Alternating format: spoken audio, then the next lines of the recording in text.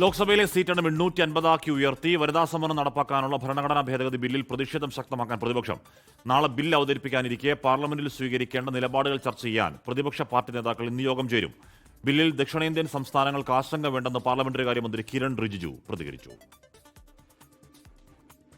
വനിതാ സംവരണ ഭേദഗതി ബിൽ ചർച്ച ചെയ്യാൻ 3 ദിവസത്തെ പാർലമെന്റ് പ്രത്യേക സമ്മേളനത്തിന് നാളെ തുടക്കമാകും. ലോക്സഭാ സീറ്റുകളുടെ എണ്ണം 850 വനിതാ സംവരണം നടപ്പാക്കാനാണ് ബില്ലിലെ വ്യവസ്ഥ. എന്നാൽ മണ്ഡല പുനർനിർണയം തിരക്കിട്ട് നടത്തുന്നതിനോട് യോജിപ്പില്ലെന്നാണ് പ്രതിപക്ഷത്തിന്റെ നിലപാട്. ദക്ഷിണേന്ത്യൻ സംസ്ഥാനങ്ങൾക്ക് ലോക്സഭയിൽ പ്രാതിനിധ്യം നഷ്ടമാകുമെന്നും പ്രതിപക്ഷം ചൂണ്ടിക്കാട്ടുന്നു. ബില്ലിൽ മേൽ സ്വീകരിക്കേണ്ട നിലപാട് ചർച്ച ചെയ്യാൻ കോൺഗ്രസ് അധ്യക്ഷൻ മല്ലികാർജ്ജുൻ ഖാർഗെയുടെ വസതിയിൽ പ്രതിപക്ഷ പാർട്ടികൾ ഇന്ന് യോഗം ചേരും. തമിഴ്നാട്ടിൽ മുഖ്യമന്ത്രി MK സ്റ്റാലിൻ സംസ്ഥാനത്തു നിന്നുള്ള എംപിമാരുടെ യോഗം വിളിച്ചു. Tamil strictly followed that formula. If the delimitation exercise, even though they say that there will be a proportionate increase in the number of seats, what will be the proportionate representation in UP and what will be the proportionate representation in Tamil Nadu is the question. They want the states which they are ruling to have more number of MPs.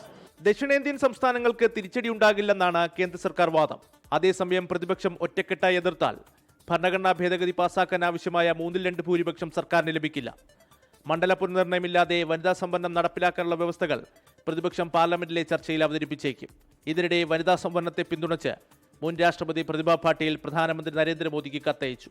24 Delhi.